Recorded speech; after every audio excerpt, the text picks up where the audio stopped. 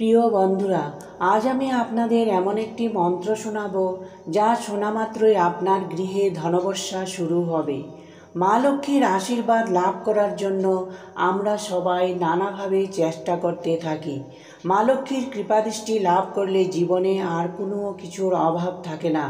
আজকের এই দিব্য রহস্যময় মন্ত্র শ্রবণ করা মাত্রই আপনি ঋণ মুক্ত হবেন, কর্মক্ষেত্রে উন্নতি আর দেবী লক্ষ্মী সম্পদের ভাণ্ডার নিয়ে আপনার গৃহে হাজির হবেন।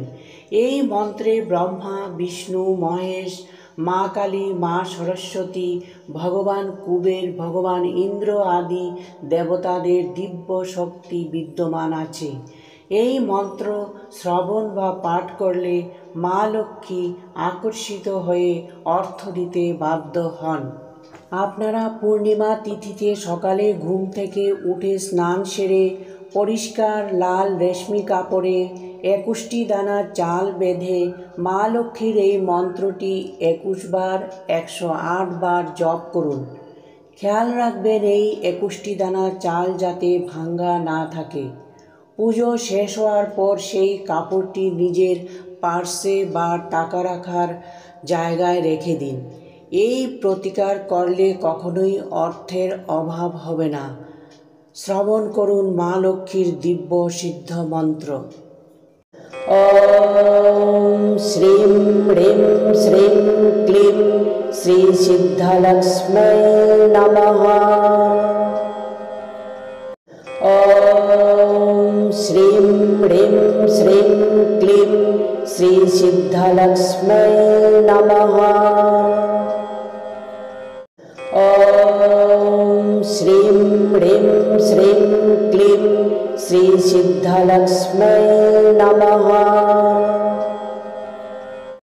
ওম শ্রীম হ্রিম শ্রীম ক্লিম শ্রী সিদ্ধলক্ষ্ম্যৈ নমঃ। ওম শ্রীম হ্রিম শ্রীম ক্লিম শ্রী সিদ্ধলক্ষ্ম্যৈ নমঃ।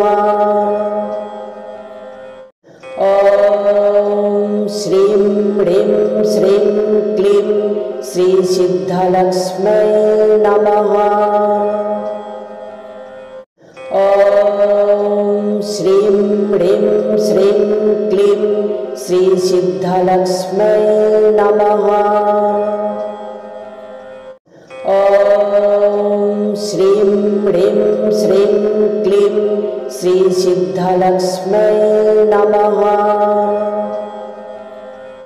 ওম শ্রীম হ্রিম শ্রীম ক্লিম শ্রী সিদ্ধলক্ষ্ম্যৈ নমঃ। ওম শ্রীম হ্রিম শ্রীম ক্লিম শ্রী সিদ্ধলক্ষ্ম্যৈ নমঃ।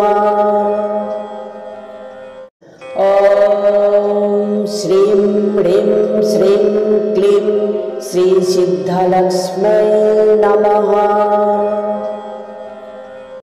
ওম শ্রীম হ্রিম শ্রীম ক্লিম শ্রী সিদ্ধলক্ষ্ম্যৈ নমঃ।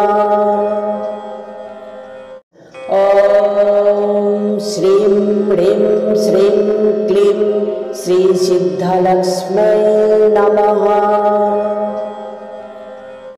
ওম শ্রীম হ্রিম শ্রীম ক্লিম শ্রী সিদ্ধলক্ষ্ম্যৈ নমঃ।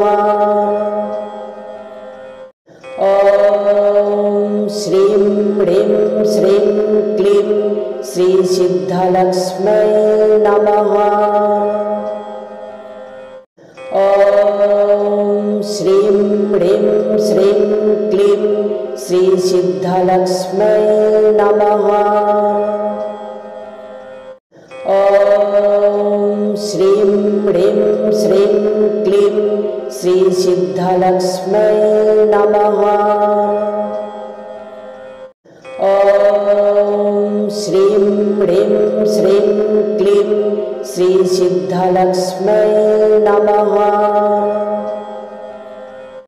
ওম শ্রীম হ্রিম শ্রীম ক্লিম শ্রী সিদ্ধলক্ষ্ম্যৈ নমঃ।